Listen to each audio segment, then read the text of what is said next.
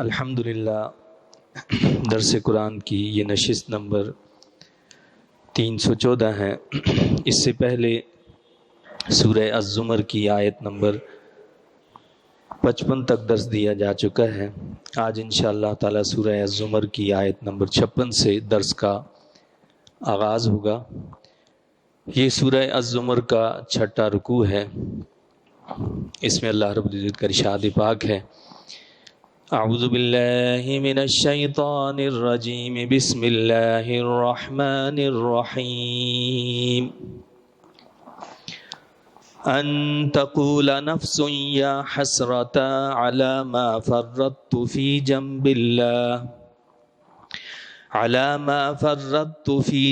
اللہ وَإِن كُنتُ لَمِنَ السَّاخِرِينَ۔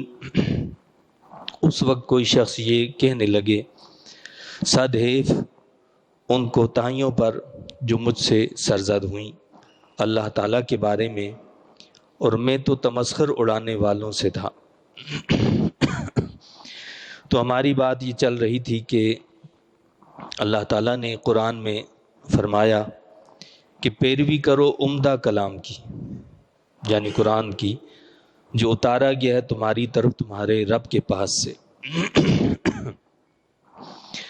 تو اللہ رب العزت نے ہمیں حکم دیا ہے کہ یہ جو قرآن ہے یہ اللہ کا کلام ہے، اور یہ سب سے عمدہ کلام ہے، تمام کتابوں سے اعلیٰ اور سب سے آخری اور حتمی کلام ہے۔ اس سے پہلے کی جتنی کتابیں اللہ نے نازل کی وہ سب اب منسوخ ہو چکی ہیں، اور یہ قرآن قیامت تک کے لیے اللہ نے ہمیں عطا فرمایا ہے، یعنی قیامت تک کے حالات کے جو مسائل ہیں اللہ نے وہ سارے اس کے اندر بیان کر دیے، اس کے اندر رکھ دیے۔ تو فرمایا کہ اس کلام کی اتباع اور پیروی کرو۔ پہلی چیز تو یہی ہے کہ سب سے بہترین کلام یہ اللہ کا کلام ہے، اس کی اتباع اور پیروی کی جائے۔ اور اس کا ایک مقصد یہ بھی بتایا گیا ہے، علماء نے یہ کہا کہ احسن ما انزل علیکم، کہ اللہ نے اپنے اس کلام کے اندر بہت سارے احکامات دیے ہیں، اور ان میں کیٹیگریز ہیں، ان میں بھی جو سب سے اعلیٰ اور احسن بات ہے اس کی پیروی اور اتباع کرو۔ مثال کے طور پر حکم یہ ہے کہ رمضان میں روزے رکھو، لیکن اب کوئی شخص جو ہے مسافر ہے، اس کو اجازت دی گئی ہے کہ اگر وہ یہ سمجھتا ہے کہ سفر میں مجھے تکلیف ہوگی تو وہ چاہے تو سفر میں روزہ نہ رکھے، بعد میں اس کی قضا کر لے، لیکن بہتر یہ ہے کہ وہ روزہ رکھ لے۔ تو بہتر پر عمل کرنا۔ یا اسی طرح اللہ نے اپنے کلام مجید میں ہمیں یہ بتایا ہے کہ جس نے تم پر کوئی ظلم کیا، زیادتی کی، تم اتنا ان سے انتقام لے سکتے ہو، جتنی زیادتی، جتنا ظلم ہوا اتنا اس سے بدلہ لیا جا سکتا ہے، لیکن کیا فرمایا؟ تم اس کو معاف کر دو تو یہ بہتر ہے۔ یعنی اس کا مطلب یہ ہوا کہ انتقام کے بجائے معاف کر دینا، بہتر کام کو، بہتر چیز کو اختیار کرنے کا حکم دیا۔ اس طرح دیگر کئی جو ہیں اللہ نے قرآن میں باتیں بتائی ہیں۔ تو فرمایا کہ اس سے پہلے کہ تم پر اچانک عذاب آ جائے اور تمہیں خبر تک نہ ہونے پائے، تو اس کلام کو پکڑ لو اور اس کی پیروی اختیار کر لو۔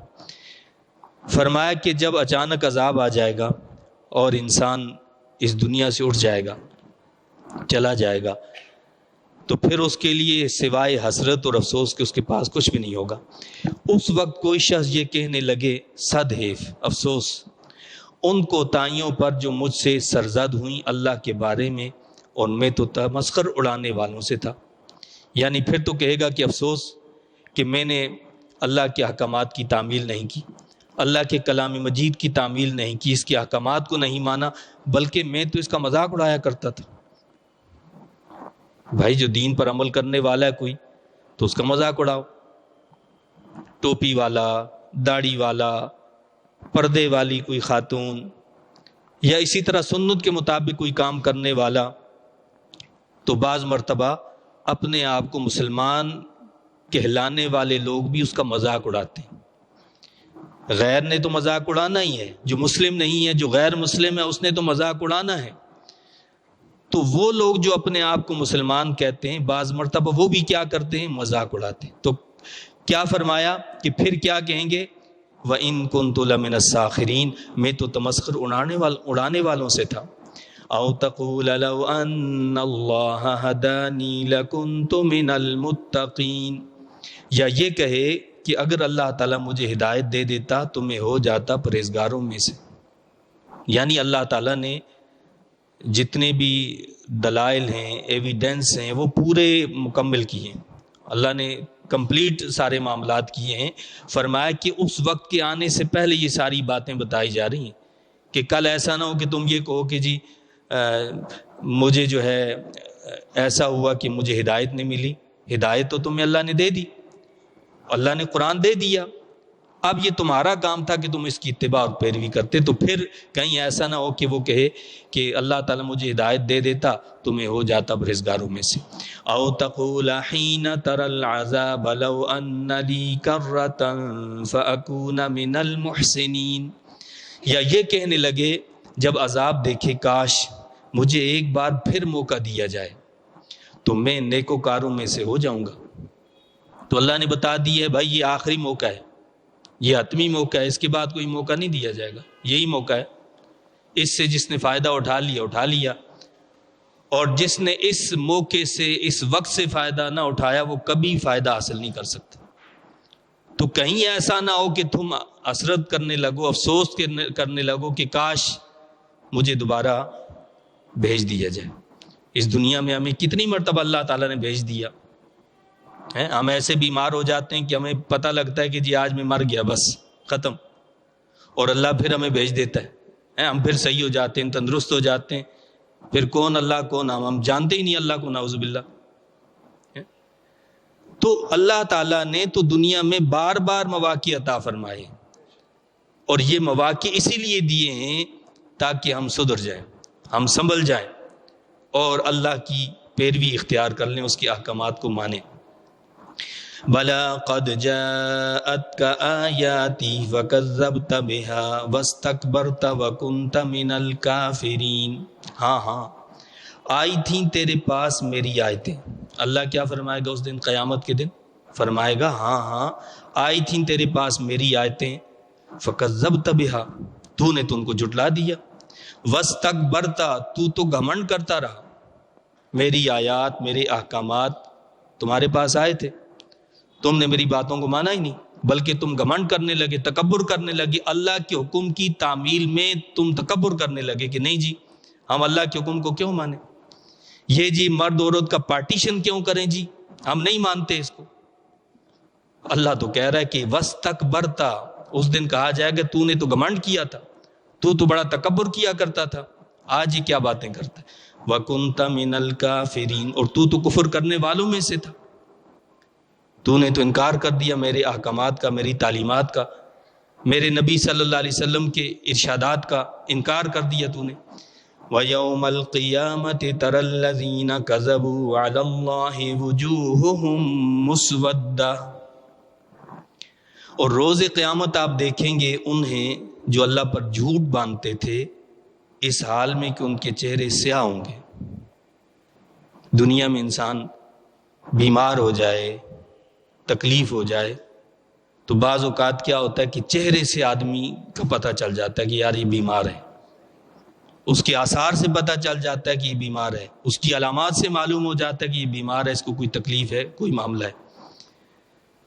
اور یہ اللہ رب العزت کی ستاری ہے، وہ بڑا غفار ہے کہ وہ ہمارے عیوب کو ظاہر یہاں نہیں کرتا. اگر اللہ تعالی ہمارے عیبوں کو بھی اسی طرح ظاہر کر دیتا، ہمارے چہرے سے، ہمارے اعضاء سے، ہماری علامات سے پتہ چل جاتا تو کوئی انسان کسی دوسرے انسان کو منہ دکھانے کے لائق نہ رہتا، ایک دوسرے کو منہ نہ دکھا سکتے. لیکن یہ اس کی ستاری ہے. رب کائنات کیا کرتا ہے؟ ستر پوشی فرماتا ہے، دنیا کے اندر ستر پوشی فرماتا ہے. قیامت کے بارے میں بتایا کہ قیامت کے دن وہ لوگ کہ جنہوں نے اللہ پر جھوٹ باندھا ہوگا وہ چہرے سے پتہ چل جائے گا، ان کے چہرے سیاہ ہو جائیں گے. اور اہل ایمان کے لیے حدیث شریف میں آتا ہے کہ جو مومن ہوں گے اہل تقوی ہوں گے ان کے چہرے اس دن تر و تازہ ہوں گے، اور جو اعضائے وضو ہیں یہ سارے چمک رہے ہوں گے۔ یہ وضو کرتے ہوئے نماز کے لیے ہم جو آزاد ہوتے ہیں یہ چمک رہے ہوں گے، تو اعضاء سے، چہروں سے پتہ چل جائے گا کہ کون کیسا ہے اور کون کیسا نہیں۔ دنیا میں تو ظاہر بات ہے کہ نیک بد سب ملے جلے رہتے ہیں، کسی کے چہرے پر لکھا نہیں ہوتا کہ یہ برا ہے اور یہ اچھا ہے، سب مکس رہتے ہیں، اور اللہ تعالیٰ اپنا کرم بھی فرماتا رہتا ہے۔ لیکن اس دن سب ممتاز ہو جائیں گے، جدا جدا ہو جائیں گے، پتہ چل جائے گا۔ تو فرمایا کہ اس حال میں کہ ان کے چہرے سیاہ ہوں گے، الیس فی جہنم مثوی للمتکبرین، کیا نہیں ہے جہنم میں ٹھکانہ تکبر کرنے والوں کا؟ تکبر کرنے والوں کا ٹھکانہ کیا بتایا؟ کہ ان کا ٹھکانہ جہنم کے اندر ہے۔ اور یہ تکبر کیا ہے؟ الکبر بطر الحق وغمط الناس، کبر تکبر اس کو کہتے ہیں کہ حق کو جھٹلانا اور لوگوں کو حقیر سمجھنا، لوگوں کو حقیر سمجھنا اور حق کو جھٹلا دینا، اسی کا نام تکبر ہے۔ اور حدیث پاک کا مفہوم ہے کہ جس کے دل میں رائی کے دانے کے برابر بھی تکبر ہوگا وہ جنت میں داخل نہیں ہوگا۔ اللہ ہماری اس سے حفاظت فرمائے۔ تو یہ بہت بڑی بات ہے، اور ہمارے دل جو ہیں اس تکبر سے، کبر سے خالی نہیں ہیں۔ تو فرمایا کہ جو متکبرین ہیں ان کا ٹھکانہ کس میں ہے؟ جہنم کے اندر ہے متکبرین کا۔ اور ایک حدیث شریف کا مفہوم یہ ہے کہ قیامت کے دن یہ تکبر کرنے والے جو ہیں وہ چمٹیوں کی مانند ہوں گے، یعنی جس طرح چمٹیاں ہوتی ہیں اور ہم اس کے اوپر پاؤں رکھ کے چلے جاتے ہیں، اس طرح یہ چمٹیوں کی طرح ہوں گے، لوگ ان کے اوپر سے گزریں گے، یہ لوگوں کے پاؤں میں ہوں گے۔ اللہ تعالیٰ ہماری اس سے حفاظت فرمائے۔ آگے اللہ نے بتایا کہ وَيُنَجِّ اللَّهُ الَّذِينَ اتَّقَوْا بِمَفَازَتِهِمْ، اور نجات دے گا اللہ تعالیٰ متقیوں کو کامیابی کے ساتھ۔ لَا يَمَسُّهُمُ السُّوءُ وَلَا هُمْ يَحْزَنُونَ، نہ چھوئے گی انہیں کوئی تکلیف اور نہ وہ غمگین ہوں گے۔ اب متقین کا ذکر ہے کہ یہ جو متقین ہیں ان کے لیے کیا ہوگا؟ اللہ ان کو کامیابی عطا فرمائے گا، کامیابی کے ساتھ نجات دے دے گا، اور انہیں کوئی تکلیف نہیں چھوئے گی، وہ غمگین نہیں ہوں گے۔ یہ غم نہیں ہوگا کہ ہم دنیا میں یہ چھوڑ آئے، وہ چھوڑ آئے، یہ کر دیا، وہ کر دیا، وہ غمگین بھی نہیں ہوں گے، ان کو کوئی تکلیف بھی نہیں چھوئے گی۔ اور حدیث پاک میں ہے، حدیث پاک کا مفہوم ہے کہ قیامت کے دن لوگوں کو ان کے اعمال کے ساتھ جو ہے حشر میں جمع کیا جائے گا۔ اللہ تعالیٰ لوگوں کو ان کے اعمال کے ساتھ حشر میں جمع فرمائے گا۔ مومن کا جو عمل ہوگا وہ خوبصورت شکل میں ہوگا، مومن کا عمل خوبصورت شکل میں ہوگا۔ جہاں کوئی ڈراؤنی بات، ڈراؤنا معاملہ ہوگا وہ مومن کانپے گا، ڈرے گا، تو وہ عمل اس کے ساتھ جو خوبصورت شکل میں اور مہکتا ہوا ہوگا، اس سے خوشبو آ رہی ہوگی، وہ اس کو تسلی دے گا کہ نہیں نہیں تم ڈرو نہیں، میں تمہارے ساتھ ہوں۔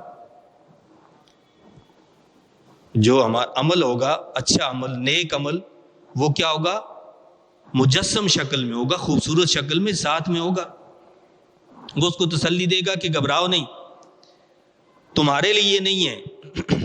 کافی وقت ایسے گزر جائے گا تو وہ پوچھے گا کہ بھائی تمہارے بڑے احسانات ہیں مجھ پر، یہ تو بتاؤ تم ہو کون؟ وہ عمل جو ہے اس سے پوچھا جائے گا کہ مومن پوچھے گا تم کون ہو کہ تم نے اتنے احسانات میرے ساتھ کیے؟ وہ کہے گا کہ میں تیرا عمل ہوں۔ وہ کیا کہے گا؟ میں تیرا عمل ہوں، دنیا میں تو نے میرا بوجھ اٹھایا، آج میں تیری تکلیف کو اٹھاؤں گا، آج میں تیرے ساتھ ہوں، ہر مصیبت، پریشانی، تکلیف سے میں تجھے بچاؤں گا۔ تو اللہ رب العزت نے یہ جو زندگی کا موقع دیا ہے، جو دراصل بہت قلیل ہے، بہت تھوڑا سا ہے، لیکن ہم اس کو کوئی بہت بڑا موقع سمجھتے ہیں، یہ بہت تھوڑا سا ہے۔ اس تھوڑے سے وقت میں اگر انسان اللہ کے لیے تکلیف برداشت کر لے اور اللہ کے نبی صلی اللہ علیہ وسلم کی اتباع اور پیروی کے لیے جو ہے وہ اپنی خواہشات کے بجائے اللہ اور اس کے رسول کے احکامات کو ترجیح دینے لگ جائے، تو اس کے لیے آسانیاں ہی آسانی ہیں، مشکلات پھر کہیں بھی نہیں ہوں گی۔ تو کیا فرمایا؟ اللہ نجات دے گا کس کو؟ متقی لوگوں کو کامیابی کے ساتھ، نہ چھوئے گی انہیں کوئی تکلیف اور نہ وہ غمگین ہوں گے۔ اللہ تعالیٰ ہم سب کو بھی اس دن ہر مشکل تکلیف سے نجات عطا فرمائے اور تکلیفوں سے محفوظ رکھے۔ اللہ خالق کل شیء، اللہ تعالیٰ پیدا کرنے والا ہے ہر چیز کا، وَهُوَ عَلَى كُلِّ شَيْءٍ وَكِيلٌ، اور وہی ہر چیز کا نگہبان ہے۔ لَهُ مَقَالِيدُ السَّمَاوَاتِ وَالْأَرْضِ، وہی مالک ہے آسمانوں اور زمین کی کنجیوں کا۔ اللہ تعالیٰ کیا ہے؟ ساری چیزوں کا مالک ہے، وہ آسمانوں اور زمینوں کی کنجیوں کا بھی مالک ہے۔ مقالید، یہاں بتایا گیا مقالید، اور صوفیاء کرام فرماتے ہیں کہ مقالید کسے کہتے ہیں؟ مفاتیح، چابیاں۔ تو صوفیاء کرام کہتے ہیں کہ مفاتیح اور مقالید، اگر اس کو غور سے دیکھا جائے تو مفاتیح مفتاح چابی کو کہتے ہیں، اور اس کی جمع مفاتیح۔ تو مفاتیح کی ابتدا میم سے ہوتی ہے اور اس کی انتہا ہا پر ہوتی ہے، میم اور ہا، یعنی آغاز میم سے ہے مفاتیح کا اور ہا پر اس کی انتہا ہے۔ اور یہاں جو اللہ نے لفظ استعمال کیا مقالید، اس کا آغاز میم سے ہوتا ہے اور اختتام دال پر ہوتا ہے۔ تو میم اور ہا اور پھر میم اور دال یہ مل کر محمد بنتا ہے۔ میم اور ہا اور میم دال مل کر کیا بن جاتا ہے؟ محمد صلی اللہ علیہ وسلم۔ تو صوفیاء کرام فرماتے ہیں کہ یہ اشارہ ہے اس طرف کہ حضور نبی کریم صلی اللہ علیہ وسلم تمام زمینی اور آسمانی خزائن الہیہ کی چابی ہیں۔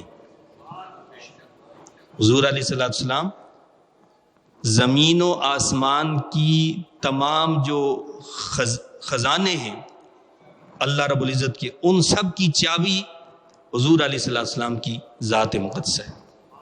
تو اللہ کیا فرماتا ہے کہ وہی ہے آسمان اور زمین کی کنجیوں کا مالک۔ اور ایک حدیث شریف میں ہے کہ یہ زمین و آسمان کے خزانے کیا ہیں؟ تو اللہ کے نبی صلی اللہ علیہ وسلم نے فرمایا زمین و آسمان کے خزانے یہ ہیں: لا الہ الا اللہ واللہ اکبر وسبحان اللہ وبحمدہ واستغفر اللہ ولا حول ولا قوۃ الا باللہ الاول والآخر والظاہر والباطن وبیدہ الخیر ویحیی ویمیت وہو علی کل شیء قدیر۔ صبح اور شام 10 مرتبہ جو اس کو پڑھ لے تو وہ زمین و آسمان کے خزانوں کو حاصل کرنے والا بن جائے گا۔ یعنی اتنا سا کلام ہے کہ کیا لا الہ الا اللہ واللہ اکبر وسبحان اللہ وبحمدہ واستغفر اللہ ولا حول ولا قوۃ الا باللہ الاول والآخر والظاہر والباطن وبیدہ الخیر ویحیی ویمیت وہو علی کل شیء قدیر۔ اور ایک حدیث شریف میں لکھا ہے کہ جو صبح شام 10 مرتبہ اس کو پڑھے اس کے اندر اللہ تعالیٰ 6 خصلتیں پیدا فرمائے گی، 6 خصوصیات اس کو عطا کی جائیں گی۔ وہ کیا ہوں گی؟ ابلیس اور اس کے لشکر سے وہ محفوظ رہے گا۔ وہ کیا ہوگا؟ ابلیس سے اور اس کے لشکر سے محفوظ رہے گا۔ اسے بے شمار اجر دیا جائے گا، بے شمار یعنی جس کو شمار نہ کیا جا سکتا، اتنا اجر دیا جائے گا۔ اسے جنت میں بلند درجہ عطا کیا جائے گا، اسے حور عین سے اس کا نکاح کروایا جائے گا، اس کے پاس 12,000 فرشتے آئیں گے، 12,000 فرشتے آئیں گے جو صبح شام ان کلمات کو 10 مرتبہ پڑھے۔ اسے 4 کتابوں کی تلاوت کا اجر عطا کیا جائے گا۔ اللہ نے جو کتابیں نازل کی ہیں ان ساری کتابوں کے پڑھنے کا، ان کی تلاوت کا اجر عطا کیا جائے گا۔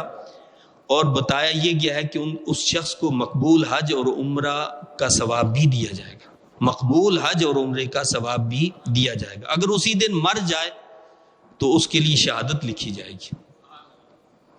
تو ان خزانوں کے لیے ہمیں کوئی پیسہ نہیں خرچ کرنا، کوئی دولت خرچ نہیں کرنی ہے، بس چند سیکنڈز میں یہ خزانے مل سکتے ہیں۔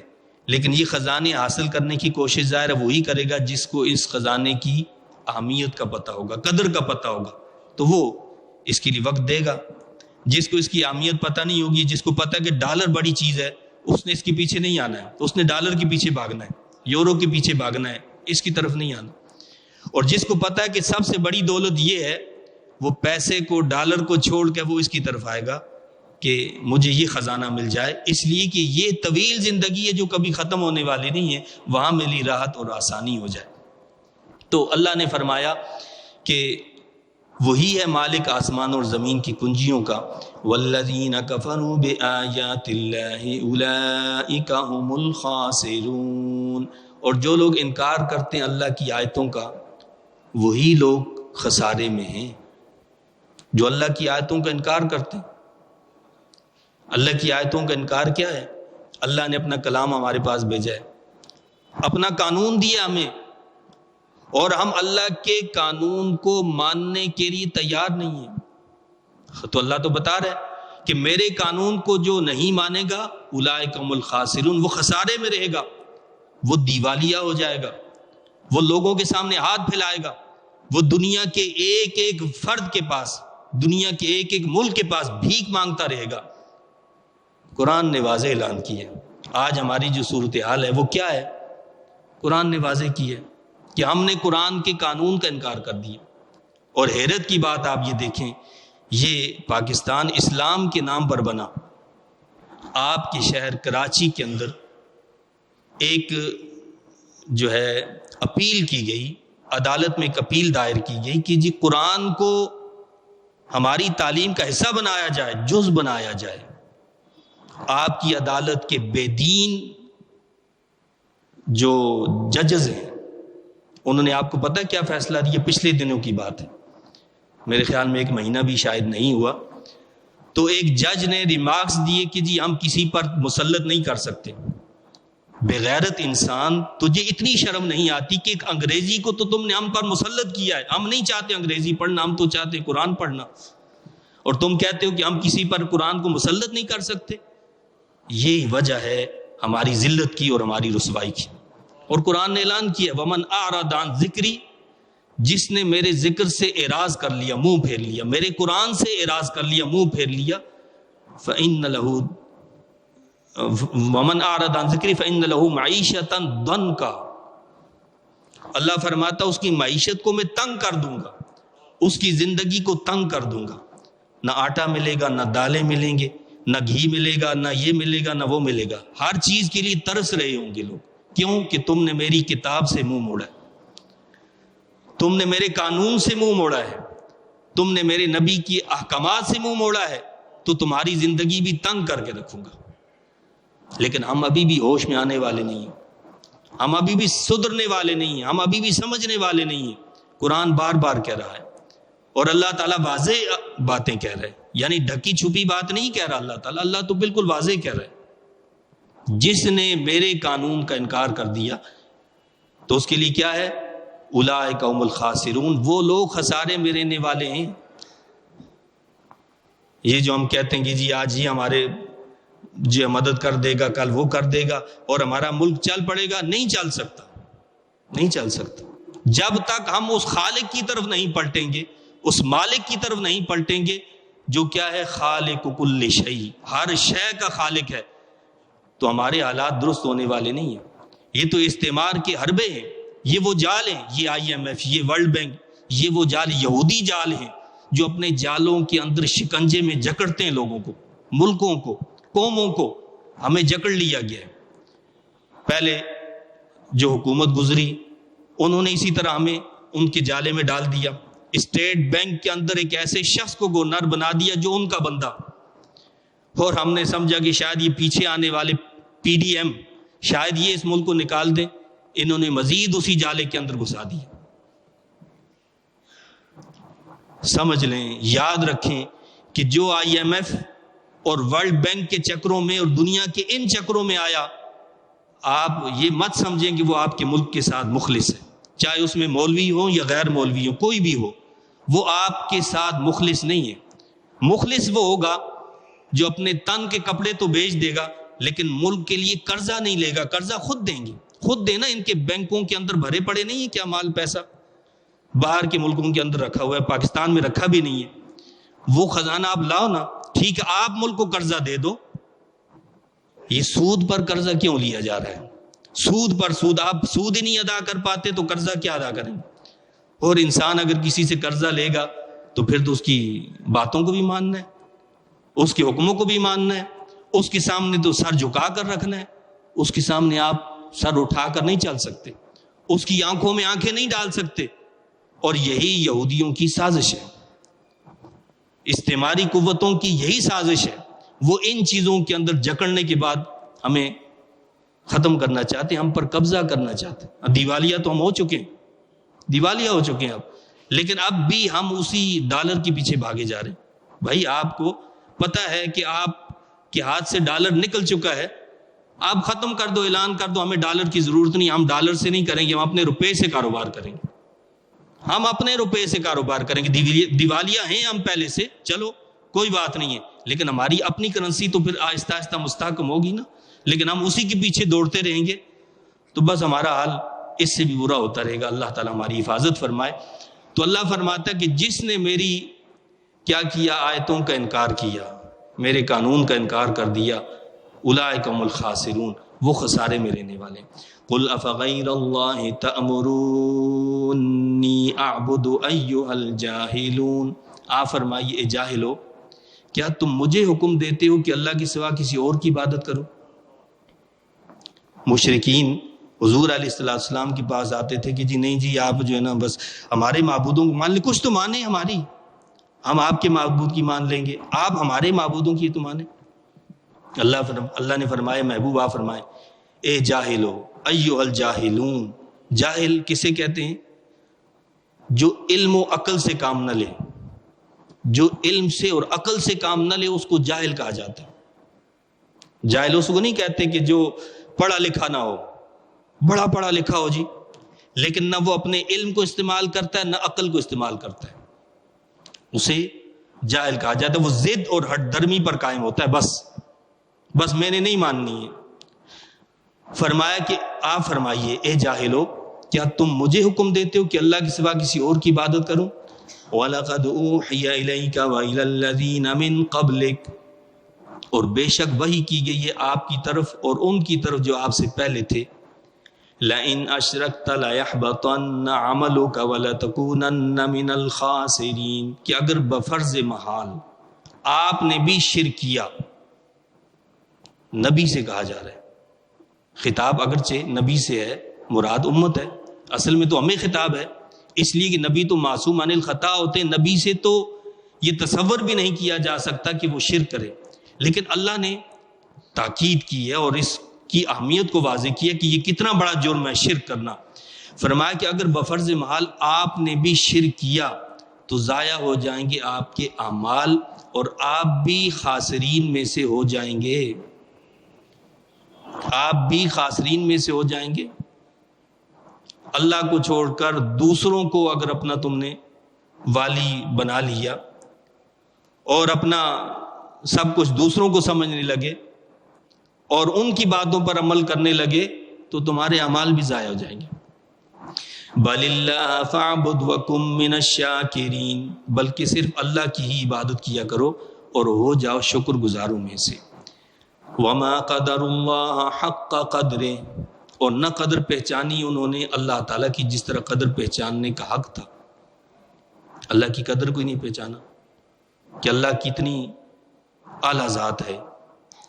اگر ہم اس کے سامنے سجدہ ریزی کریں، اس سے مانگیں، یہ جتنا ہم دوسروں کے لیے وقت ضائع کرتے ہیں اور ان کے پیچھے دوڑتے بھاگتے ہیں، اگر اتنا وقت ہم نے اللہ کے سامنے سر بسجود ہو کر اس سے مانگا ہوتا، زمین آسمان کے خزانے اللہ کھول دیتا. وہ رب کائنات چاہے تو زمین کے اندر سے خزانہ نکال کر ہمارے سامنے رکھ دے، آسمان سے اپنی رحمتوں کو نازل کر دے، اس کے خزانے میں تو کوئی کمی نہیں ہے. ہاں ہمارے ایمان میں کمی ہو سکتی ہے، جب ایمان مضبوط نہ ہو، ایمان میں کمی ہو، ایمان میں پختگی نہ ہو تو پھر صورتحال بدل جایا کرتی ہے. تو فرمایا کہ قدر نہ پہچانی انہوں نے اللہ کی جس طرح قدر پہچاننے کا حق تھا. وَالْأَرْضُ جَمِيعًا قَبْضَتُهُ يَوْمَ الْقِيَامَةِ وَالسَّمَاوَاتُ مَطْوِيَّاتٌ بِيَمِينِهِ، اور اس کی شان تو یہ ہے کہ ساری زمین اس کی مٹھی میں ہوگی قیامت کے دن، اور سارے آسمان لپٹے ہوئے اس کے دائیں ہاتھ میں ہوں گے۔ اس سے کیا مراد ہے یہ اللہ ہی بہتر جانتا ہے، متشابہات میں سے ہیں۔ اللہ تعالیٰ جسم، جسمانیت، ہیئت، شکل، ان ساری چیزوں سے پاک ہے، جو بھی مراد ہے اللہ بہتر جانتا ہے۔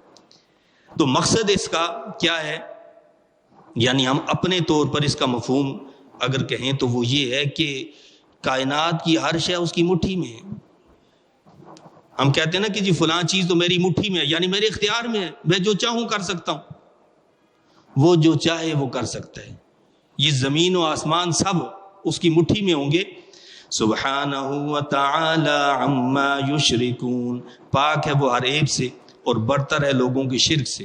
وَنُفِخَ فِي الصُّورِ فَصَعِقَ مَن فِي السَّمَاوَاتِ وَمَن فِي الْأَرْضِ إِلَّا مَن شَاءَ اللَّهُ، اور پھونکا جائے گا سور، پس غش کھا کر گر پڑے گا جو آسمانوں میں ہے اور جو زمین میں ہے، بجز ان کے جنہیں اللہ تعالیٰ چاہے گا کہ بے ہوش نہ ہو۔ یعنی سور جو ہے 2 مرتبہ پھونکا جائے گا۔ علماء کے اس میں کئی آراء ہیں، لیکن جس پر جمہور کا اتفاق ہے وہ کیا ہے کہ 2 مرتبہ سور پھونکا جائے گا۔ ایک مرتبہ جب سور پھونکا جائے گا تو سارے لوگ جو ہیں وہ مر جائیں گے، وہ مر جائیں گے، اور جو قبروں میں ہوں گے زندہ ہیں جیسے نبیین ہیں، شہداء ہیں، وہ بے ہوش ہو جائیں گے، اور جو پہلے سے مرے ہوئے ہیں ان کو پتہ ہی نہیں ہوگا کیا ہوا۔ لیکن دنیا میں زمین و آسمان میں جو بھی زندہ ہوگا وہ سب مر جائیں گے۔ دوسری مرتبہ جب سور پھونکا جائے گا، یہ اس کے درمیان 40 سال کا عرصہ ہوگا۔ پہلی مرتبہ پھونکنے کے بعد 40 سال کا عرصہ گزرے گا، پھر دوسرا سور پھونکا جائے گا، سب کھڑے ہو جائیں گے، سب کھڑے ہو جائیں گے۔ جو بے ہوش ہوں گے وہ ہوش میں آ جائیں گے، اور جو مرے ہوئے ہوں گے وہ اٹھ کھڑے ہوں گے۔ لیکن اس میں بھی فرمایا کہ کچھ لوگ ہوں گے جن کو اللہ چاہے گا بے ہوش نہیں ہوں گے۔ اب وہ کون ہیں؟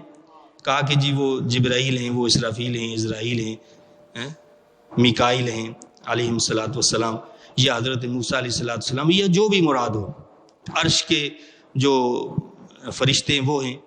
بہرحال دوسرا سور پھونکنے سے پہلے ان کا بھی انتقال ہو جائے گا، اور پھر جب اللہ تعالیٰ سور پھونکے گا، جب دوبارہ سور پھونکا جائے گا تو پھر کیا ہوگا؟ سارے اپنی قبروں سے اٹھ کھڑے ہوں گے۔ کیا فرمایا کہ الا من شاء اللہ، مگر جنہیں اللہ چاہے گا وہ بے ہوش نہیں ہوں گے۔ ثم نفخ فیہ اخری فاذا هم قیام ینظرون، پھر دوبارہ جب اس میں پھونکا جائے گا تو اچانک وہ کھڑے ہو کر حیرت سے دیکھنے لگ جائیں گے کہ بھائی ہم کہاں ہیں۔ وہ سب منظر ہی تبدیل ہوگا، یہ زمین اس طرح زمین نہیں ہوگی، یہ تو سب پورا ایک میدان بنا دیا جائے گا۔ یہ سورج، یہ چاند نہیں ہوگا، بلکہ کیا ہوگا؟ وَأَشْرَقَتِ الْأَرْضُ بِنُورِ رَبِّهَا وَوُضِعَ الْكِتَابُ وَجِيءَ بِالنَّبِيِّينَ وَالشُّهَدَاءِ وَقُضِيَ بَيْنَهُم بِالْحَقِّ وَهُمْ لَا يُظْلَمُونَ، اور جگمگا اٹھے گی زمین اپنے رب کے نور سے۔ اس دن سورج کی روشنی نہیں ہوگی، اللہ کے نور کی روشنی ہوگی۔ زمین کا نقشہ چینج ہوگا، سب کچھ تبدیل ہو چکا ہوگا، اور وَوُضِعَ الْكِتَابُ، ہماری کتاب ہمارے سامنے رکھ دی جائے گی، ہمارا اعمال نامہ ہمارے سامنے رکھ دیا جائے گا کہ پڑھو، آج اپنا حساب خود کر لو۔ وَجِيءَ بِالنَّبِيِّينَ، نبیوں کو حاضر کیا جائے گا، وَالشُّهَدَاء، گواہوں کو پیش کیا جائے گا، کہ قانون کے جو تقاضے وہ سارے پورے کیے جائیں گے۔ نبیوں کو بلایا جائے گا، پوچھا جائے گا کہ تم نے پیغام میرا پہنچایا نہیں پہنچایا؟ تو اللہ کے نبی کہیں گے سارے کہ ہم نے مولا کریم تیرا پیغام لوگوں تک پہنچا دیا۔ اور پھر وہ پیغام ان کے بعد جو ان کے نائبین تک پہنچا ان کو بھی حاضر کیا جائے گا، ان سے بھی پوچھا جائے گا۔ اللہ کے نبی محمد رسول اللہ صلی اللہ علیہ وسلم کے وصال کے بعد یہ ذمہ داری، یہ ڈیوٹی آپ کے وارثین کو ملی، مسلمانوں کو ملی، تو پوچھا جائے گا کہ میرے نبی جو پیغام لے کر آئے تھے وہ لوگوں تک، دنیا تک تم نے پہنچایا یا نہیں پہنچایا؟ اگر ہم نے خود ہی اس کو نہیں پڑھا ہم نے خود اس کو نہیں سیکھا تو ہم دوسروں تک کیا پہنچائیں گے؟ پھر بتائیے، جب یہ ہوگا کہ انہوں نے تو اس پیغام کو آگے پہنچایا ہی نہیں تو پھر کیا ہوگی؟ پکڑ ہوگی یا نہیں ہوگی؟ سارے شہداء بھی ہوں گے، گواہ ہوں گے موجود، یعنی کرامن کاتبین بھی ہوں گے، اور ہمارے اعضاء خود بھی گواہی دیں گے، اس کے علاوہ بھی گواہ ہوں گے۔ حدیث شریف میں آتا ہے کہ نبیوں کو پیش کیا جائے گا، وہ کہیں گے کہ ہم نے پیغام پہنچا دیا۔ کچھ امتیں انکار کریں گی تو امت محمدیہ علیہ الصلوۃ والسلام کو پیش کیا جائے گا، یہ گواہی دیں گے کہ مولا ان تمام نبیوں نے تیرا پیغام ان لوگوں تک پہنچایا تھا۔ تو قانون کے سارے تقاضے پورے کیے جائیں گے، حالانکہ اللہ تو خود جانتا ہے کہ کیا ہوا کیا نہیں ہوا، اس کے باوجود قانونی تقاضے پورے ہوں گے کہ تم نے یہ کیا تو اس پر یہ گواہ ہیں، یہ گواہوں کی موجودگی میں یہ سب فیصلہ سنایا جائے گا۔ وَقُضِیَ بَیْنَهُم بِالْحَقِّ، فرمایا کہ فیصلہ کر دیا جائے گا ان کے درمیان انصاف سے، حق کے ساتھ فیصلہ ہوگا۔ وَهُمْ لَا يُظْلَمُونَ، ان پر رتی بھر بھی ظلم نہیں کیا جائے گا، کسی پر ذرا بھر ظلم زیادتی نہیں کی جائے گی۔ وَوُفِّيَتْ كُلُّ نَفْسٍ مَّا عَمِلَتْ وَهُوَ أَعْلَمُ بِمَا يَفْعَلُونَ، اور پورا بدلہ دیا جائے گا ہر شخص کو جو اس نے کیا تھا، اور اللہ تعالیٰ خوب جانتا ہے جو کام لوگ کرتے ہیں۔ جس نے جتنا عمل کیا ہوگا اس کی پوری جزا دی جائے گی اور پوری سزا دی جائے گی۔ ایک شخص نے 100 قتل کیے ہیں تو دنیا میں کتنی مرتبہ پھانسی دیں گے؟ اسے ایک مرتبہ ہی دے سکتے نا بھائی، وہاں 100 مرتبہ پھانسی دی جائے گی، مارا جائے گا، زندہ کیا جائے گا، پھر پھانسی دی جائے گی، پھر زندہ کیا جائے گا، یہ 100 مرتبہ اس پورا بدلہ، پوری سزا اور پوری جزا۔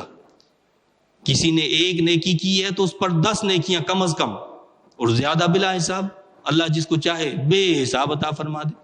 تو کیا فرمایا کہ وہ اعلم بما یفعلون، اللہ خوب جانتا ہے جو کام لوگ کرتے ہیں، لوگ جو کام کرتے ہیں وہ خوب جانتا ہے، اس کے باوجود وہ قانونی تقاضوں کو نہیں چھوڑے گا، قانونی تقاضے پورے کرے گا کہ تم بھی آؤ، تمہارا اعمال نامہ بھی آئے گا، تمہارے گواہ بھی آئیں گے، تمہارے اعضاء بھی بولیں گے، پھر فیصلہ سنایا جائے گا کہ اب بتاؤ تمہارے لیے کیا فیصلہ ہونا چاہیے۔ اللہ تعالیٰ سے دعا التجا ہے کہ اللہ تعالیٰ اس دن ہمیں ہر قسم کی شرمندگی سے اور رسوائی سے محفوظ رکھے۔ آمین۔ وآخر دعوانا ان الحمد للہ رب العالمین۔